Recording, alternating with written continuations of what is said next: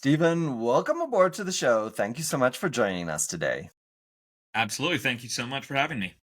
I am going to transport you 16 years into your past. You are about to do what? 16 years ago. So sorry, more. Sorry. We're talking 20 years ago. My bad. My bad. Okay. Okay. 20 years 20 ago. years ago, 2005. You are I'm about to just do what? graduating college and I'm Yeah. about to go into the army. Yep. What? Okay. Explain. I just graduated college. What in your right mind made you go into the army? Well, are you familiar with something called ROTC? No, tell us about it.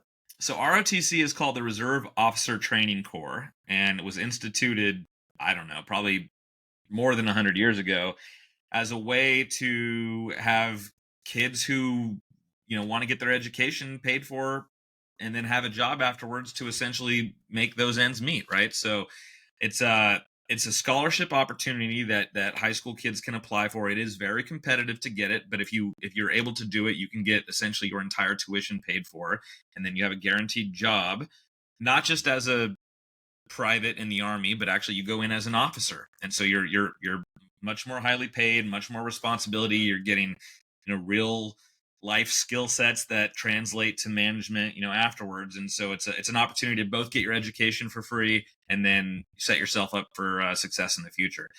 Just so happened that right after I went into high school, I'm sorry, right after I went into college is when 9/11 happened, and so the entire world shifted my first semester in. Were you already in the ROTC program once? Okay. Yeah. Um, Describe that moment in time when you turn on the news, somebody walks into your room and say the Twin Towers have been hit. I remember, I will never forget that moment. I had just sat down in my seat to take a calculus test. Our professor rolls in, rolls the TV, everybody's watching. Or, I'm sorry, the TV was already there, right? We're watching. And then he walks in, turns it off, and hands it up the test. This is the craziest thing. I can't believe, I mean, this is a world changing moment for the first quiz of the semester. But anyway, that changed the whole world. Yeah, I mean, at that point in time, you're reevaluating your whole life. So this is surrealistic, but okay, you take the test. Somehow you do that, which is ridiculous. You finish the Very. test. What happens next? I think at that point you're processing things. You're talking. You're first. You're getting trying to get. I mean, this is before cell phones, right? So Right. or I'm sure very rich people probably had them, but as a high school kid, I certainly didn't. Or if I did, I think I did actually, but it had like it was $30, 30 minutes emergency only, right? So I get back to my dorm Like a room. I Nokia call the family. 6230 kind of thing. Yeah, exactly. If I remember right back, but yeah, and then you're at that point in time, the biggest thing for me was evaluating what I wanted to do and why I wanted to do it, and it was a very different world back then, and I was it was a what's the word I'm looking for, like a you know like a chemical reaction type of a Mm, moment, right, where everything is just kind of colonizing together to get this. It's hard to describe the feeling, the patriotic feeling that was swelling in the country at that time, and I was upswept in it, and frankly, at that time, your best friends are already in ROTC. You're developing that community, that camaraderie, um, and I had a decision to make. I could have pulled out at that point, technically in the first year with the scholarship type that I had. I had mm. about a month or two where I could have left, and I remember there was maybe 25 or 30 kids in our unit, so to speak, and there was one or two that did leave, and yeah, that was a tough decision. I mean, that was a really, really, I mean, frankly, that was probably one of the biggest life changing decisions, in terms of bifurcating, fork in the road type of a What situation. you talked about your why. What changed in your why after 9/11? It was my why was still. I don't think I had the. I don't think I'd figured it out yet. In fact, I don't think I figured out my why until probably like last year. to be perfectly honest. I mean, I was Fair enough. extremely successful. I'd lived multiple lives, had multiple careers, but I was always still searching for what is the reason Mm. for all these skill sets that had been acquiring through different things. At that point in time, I'd already been an Eagle Scout, and I really did feel this sense of duty and honor and I was extremely like patriotic, and I think that just galvanized it even more, I think, is what ended up happening at the time. And I was an engineering undergrad and not particularly enjoying it. So it's not like I was like super hyped to like go spend 20-hour days at Boeing, right after graduating, like all my friends did. Um, Not that I was excited to run off to war either, right? So it was this kind of, Yeah. it was tough. It was a tough one. So you spend 6 years in total in the Army, 6 years and a few months. You're now day one on civilian clothing. What do you do? Was it scary, or did you kind of have a plan? Oh man, that's such a, it's actually a better question than you realize, or maybe you do, but because of the timing, 2008, 2009, we were, and for somebody of my age, we've actually lived through a lot of really kind of paradigm shifting moments historically, and that was the timing of another pretty large recession. The housing crisis, and there was a lot going on. So I was in a situation where I didn't know what I wanted. I knew I didn't want to be in the Army anymore because at the time I was, if not I was one of the most heavily deployed lieutenants. I had done a 12-month tour, and I was home for 11 months. And then I did a 16-month tour. So it was actually 28 out of 37 consecutive months deployed. Wow. And I was like, I don't want to keep doing this. I can't raise a family this way and live the life that I want. And so, again, another deciding moment. I wanted to have the opportunity to be treated based in a meritocracy based system. Okay, so it's not just, oh, you do 2 months as a lieutenant, 2 months as this, then you're captain, blah blah blah, and it's just time in service, doesn't matter how you do. I was a very highly rated officer, and I wanted to be able to earn my respect, my pay, my time, my advancement, and everything based on my performance and my results. But we didn't know if that was going to be a reality. And when I say we, it was the people of the same ilk that I was at, the same year group, and making the same decision at the same timing. I knew I wanted to get an MBA because I had the technical background. And then in the Army, I was a logistics officer. So it was a lot more technical stuff, program management, understanding supply systems, those sorts of things. But I also wanted to understand how business works, so that I could kind of put all of those different things together. Because you can understand technology, logistics, and business. Right. Now all you're missing is legal, and you really got something. And so, but since I didn't know whether I'd be able to get a job right away, I also started prepping to do my MBA. And so I ended up doing a junior military officer recruiting program where they take like the top 10%, kind of retrain you to go into the civilian life. And I ended up doing this matching game. It was like a speed dating event with like 10 or 12, your Johnson and Johnsons, all the way down to these like really cool tech startups.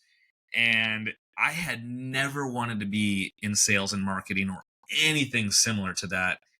But I had the engineering degree, but I was also like, I don't want to be stuck behind a computer. So I was given this opportunity with a really cool tech startup that was trying to should I keep going with the story? Yeah, no, keep going. Yeah, okay. I'll stop you. They were taking cameras and trying to essentially do chemical detection with them. Okay. And not to get too deep into that technology, but I ended up matching with them. That was the company that ended up recruiting me out. And I spent 10 or 12 years with them taking what was a PowerPoint slide and turning it into a $20 million a year business. And that was in the defense sector. And then we turned that off and said, we want to go into the civilian world. So I redid it in the civilian sector with kind of a different product line.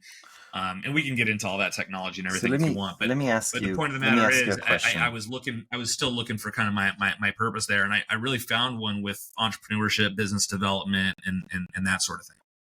So before we get to that, you're on your first day with, keep me honest here, is this Chem Image? Is that the correct pronunciation? Chem Image, Yeah. Yep, that's so right. So you're on your first day in Chem Image. You're basically you're an officer no longer in uniform.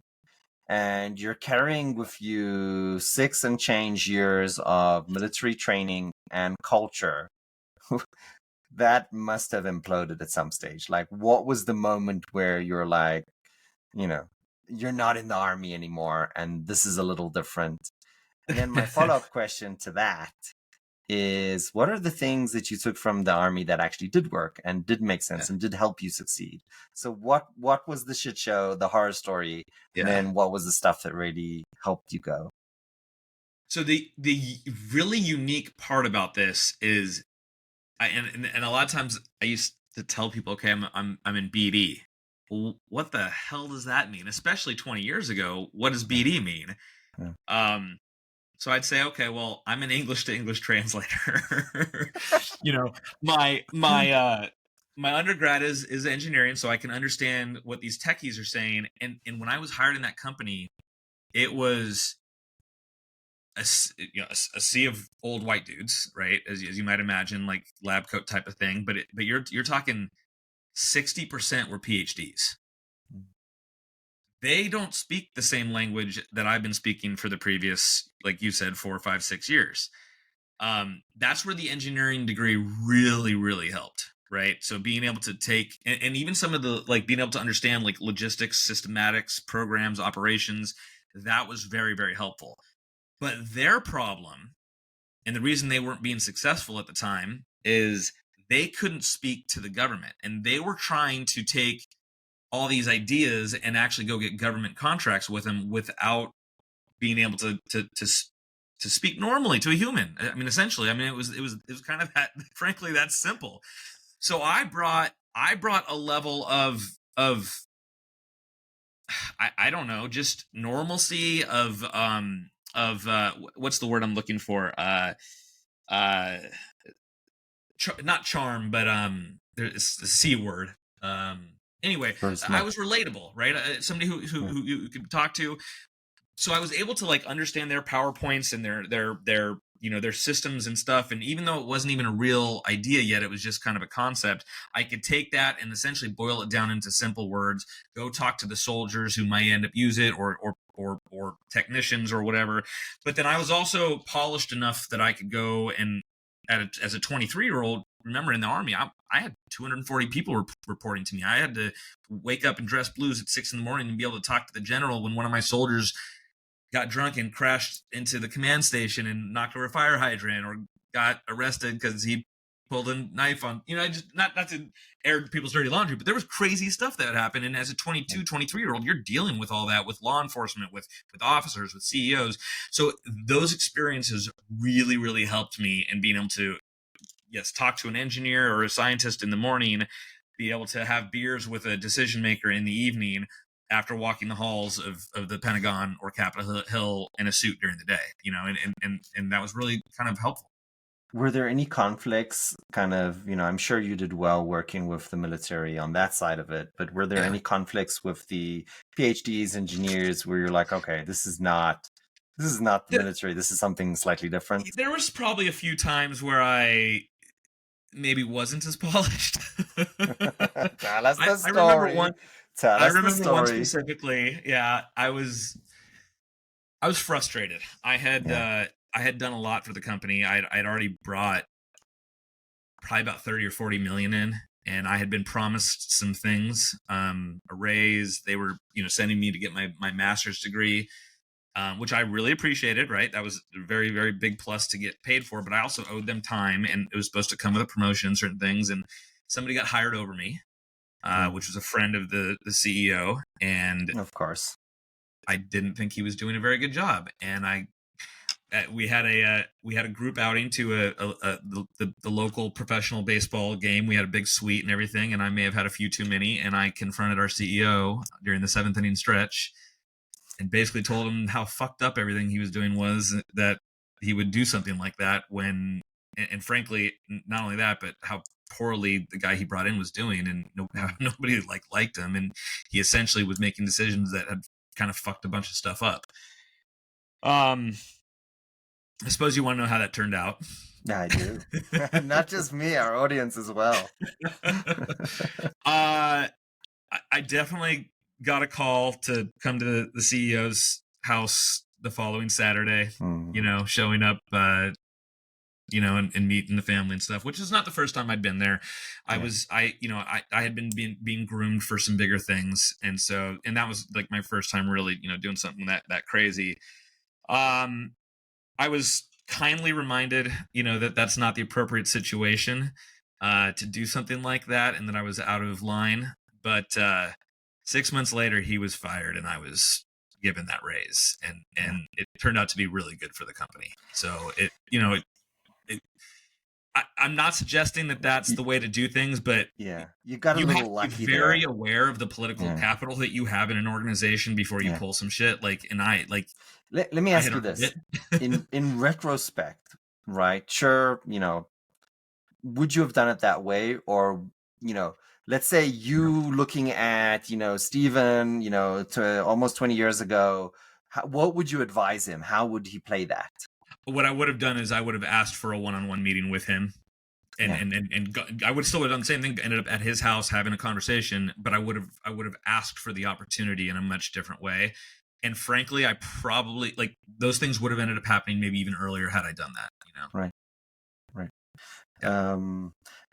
Here's the thing that I've noticed, right? When you take the war path, and then it's you against somebody else, and then a bunch of execs looking at it, looks like two people fighting. And then the execs are kind of like, okay, these guys don't play well.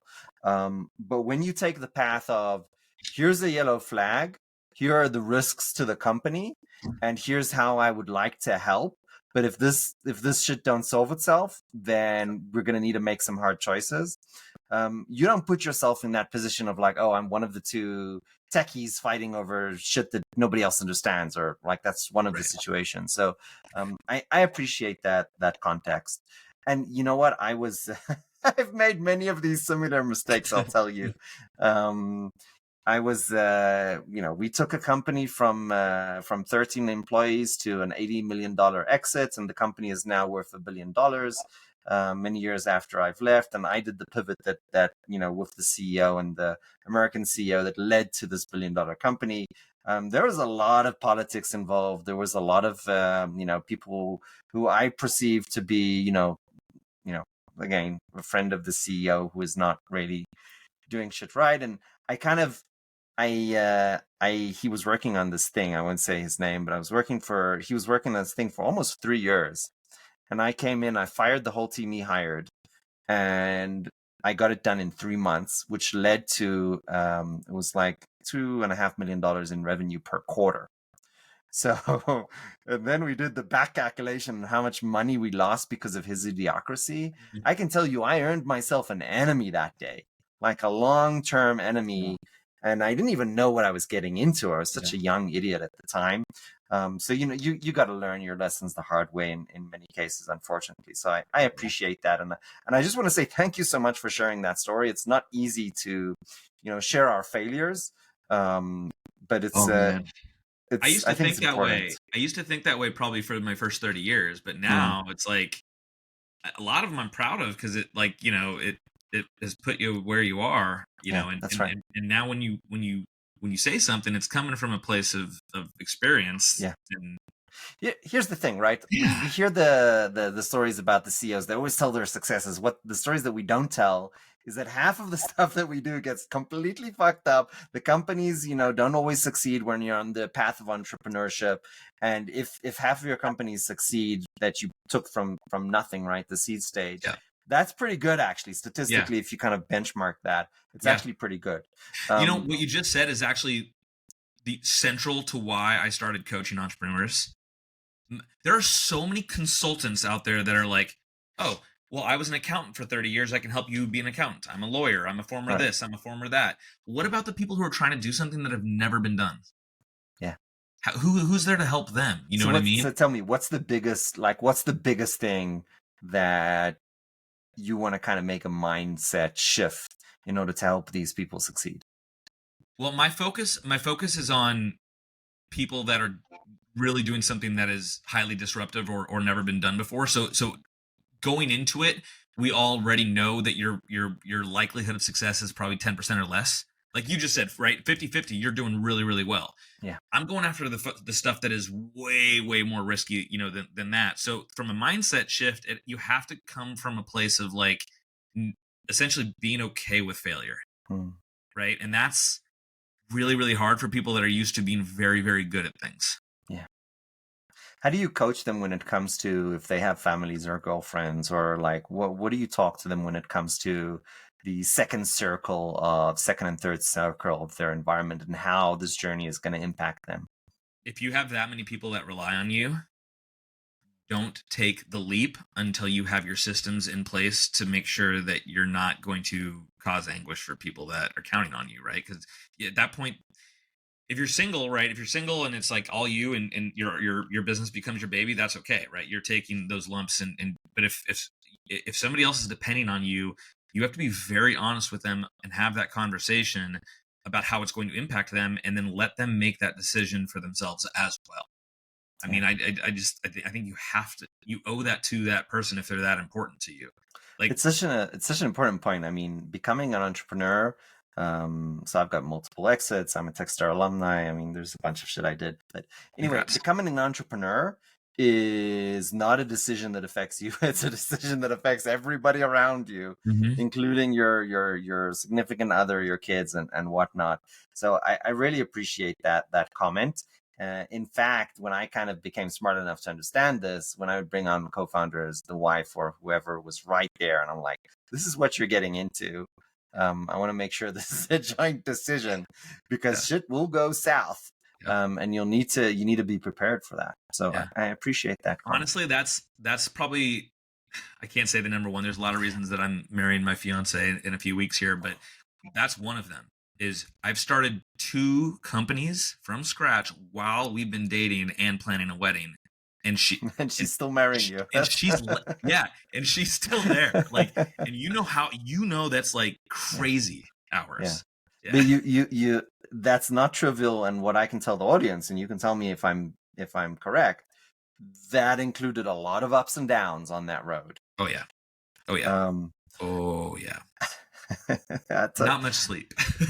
not much sleep, but also like when you're in that mode of working your ass off, stressed, got a million things going wrong.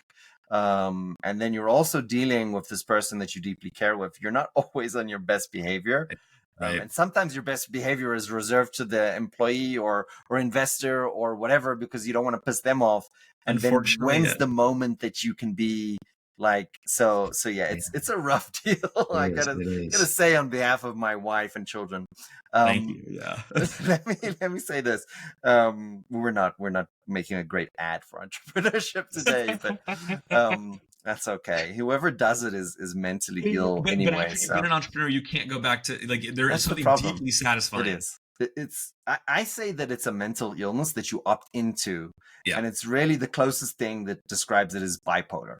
Yeah. One day you're on top of the world and elated. The next day you're depressed. And sometimes that cycle happens twice a day in the same day. Yep. So there's that as well. Okay. So this week, right, or last week, you had your fair share of excitement as well. Tell Sure. us that story. You're getting married, That's right. and Yep. some other shit fell apart as well. Yeah. So I was on my bachelor party a couple days ago, and if you don't know what a VA is, it's a virtual assistant, right? A lot of entrepreneurs are heavily reliant on them. You get a lot of capability at a much more affordable price. The downside is they require a lot of oversight, a lot of training, and a lot of systems in order to be operational. Otherwise, you're just on the phone with them all day. Yeah. And so I had one who I put 2 years into, and is probably like the best designer I've ever worked with. Oh wow. And we had I have 4 companies I'm running. I also have 3 clients and a wedding I'm planning, right? So a lot of workload for my essentially best designer. And he quits. He hasn't shown up all week. Nobody knows what's going on. He has his own mental health stuff that he's been dealing with, that I'm somewhat aware of, but not to just go completely silent for multiple days on end. So at this point, it's got to make some decisions. I still got to run a company here. And yeah, so I'm ending up finally, I had to cut off his access to certain things, and all of a sudden he immediately pops up on the net and he's like, "Hey, am I still working here?" Essentially, didn't even call me, called one of my other VAs, and Right. he's like, "You better get on the phone with Steven." And I missed half of one of the days of my bachelor party dealing with this. You know Oh what my I mean? Lord. Basically, just on the phone, back and forth. I But yeah, had so a that was the nightmare of this week I is, had an and employee look, because we had to get a bunch of deliverables out for the client. So yeah, if you lose somebody, you got to jump in. At the end of the day, the right, buck stops with you. There's no right, there's no backup right. plan to the owner. I had an employee disappear for a few days. You know what he was doing? A developer, right? Coding. You Was know he in what he was Vegas? doing? He was playing World of Warcraft. Yep. See, and It's and like, at the end of the day, it's a that you different have to type of realize bender. you're not you're not dealing with a whole bunch of people that have the same work ethic or passion, but most importantly, they don't care about your company quite the way you're going to. Yeah, It's impossible yeah, for them to. yeah. That can create a lot of conflict if you don't figure that out pretty early. Yeah. Yeah. So there's two pretty awesome things that you're doing now. I don't know which of them to die. Well, there's four, but there's two that I think are incredibly interesting. The two new stuff that you're working on. One is about imaging, Yep, and the one is about vodka. that's right. I want to talk about the imaging one, but my Okay. audience is going to give me shit if we do. So I think it's Well, incredibly interesting, but okay, I'm gonna give in to popular demand, and we'll talk about vodka. so, so, um, there's a lot of good science in both, to be honest. So that's my only redemption. We can get dirty on the science. Tell me about. Okay, you're not Beyonce. Why would you start a vodka company? man, so I'd been in the tech space for a long time. After the army, and I love tech. Right, I still have the tech company. I'm still very much one foot in on that. But when I look back at my life, and it's growing up, I was the kid that was doing the AP classes, doing the extracurriculars, doing this, doing that, then ROTC while at school, while having a full-time job. And I was like, I want to do something that's fun. I want that release, and I want to. Mm, I wanted to invent something that I had my stamp on it. mm, So this was essentially a way to scratch some of those itches. This actually started. This was like my first client actually for my coaching services, and mm, he was somebody who I was in the military with, so a lot of history there. And he was telling me about this, and I had just recently started using cannabis because I had been in a pretty bad accident where I not to get into it, but broke my leg, ruptured all my ligaments, couldn't walk for 5 months, and I didn't want to use Yeesh. opioids or anything like Yeah, that. So I yeah. had turned to cannabis as an alternate solution. Realized the powers of it. To be perfectly honest, at the time I had been in a really bad relationship. There were some job issues going on with that one company, and I had fallen into a bit of a bad situation, with my own mental health and whatever. But bottom line is, I had gotten depressed. I was in a bad relationship, and I had put on a lot of weight. And cannabis actually helped me lose over 100 pounds as Oh well. wow. So it was pain management, and there was a mental aspect to it. I like kind of refound myself, reinvigorated myself. But I also like to party. I used to brew beer as a hobby back in the day, and so there was and then at what I was doing at Chem Image, there was a lot of chemistry component, with the standoff detection aspect of everything. So this was a way where I was combining everything: coaching an entrepreneur, launching a business, which my expertise is new product launch. I was getting the science, the chemistry, the cannabis, the alcohol, the party, the fun, the social media, like all of these things that were a combination of lots of different skill sets I had, but also lots of things that I'd never even touched before because I'd been so deep in deep tech and Right. in defense and security. And so that's why it was intriguing, and that's why I ended up getting like more and more passionate, into it. And so we spent 2 years developing the bottle itself. So the Okay. bottle You got to is show this. a This is joint. funny. Yep. So that's it. The bottle is shaped like a joint. So we are the only bottle on the planet that has this because we invented it. So we have a patent pending on that. And then that was about 2 years. And there was only one place that could actually manufacture it for us. And then, of course, now that we have it, we can, go and get some other sources. But we also went really, really deep into the science of what goes inside it. So I'm sure most of your audience knows what vodka is, right? It's as an alcohol, and it can be produced from a lot of different things: grain, corn, potatoes, grapes, etc. But generally, it's considered an odorless, flavorless, kind of neutral grain type of spirit, which is really, really good for use for cocktails. But tequila and whiskey have been blowing up over the past couple of decades, and they just frankly have more flavor, more flair than vodka. So they've been eroding some of that market share.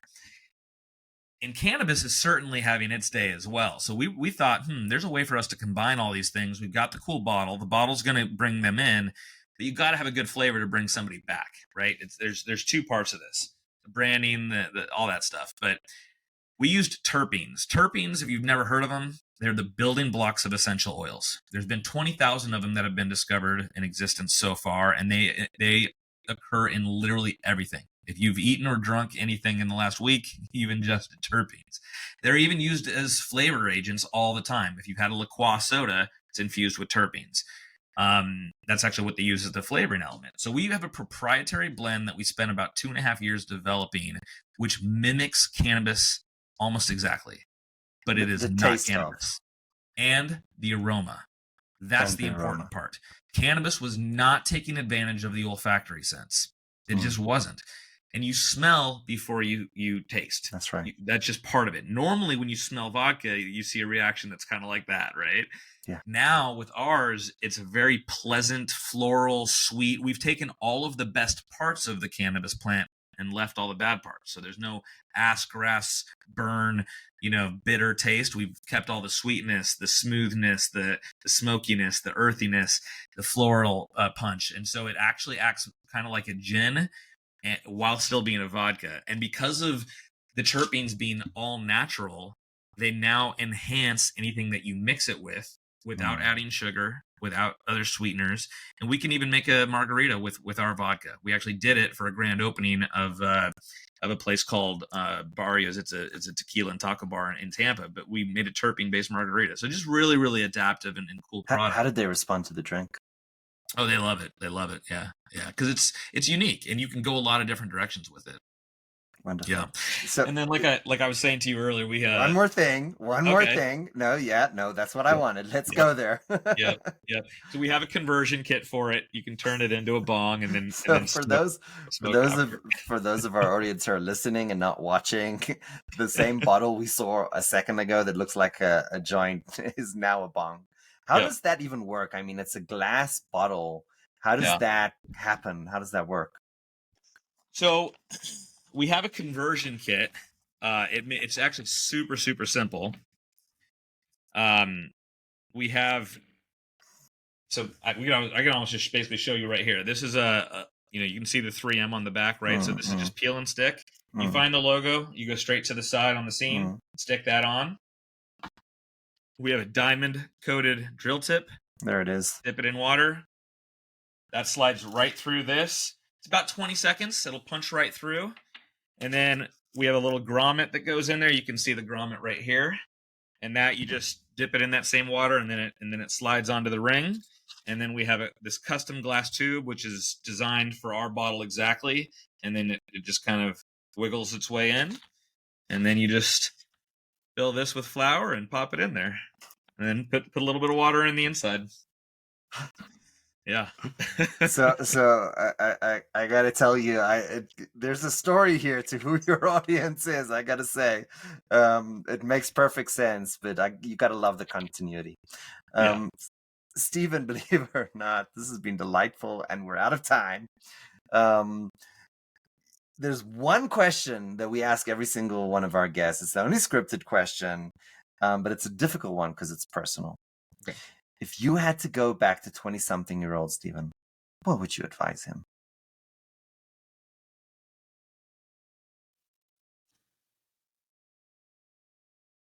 I'd probably tell him to be patient.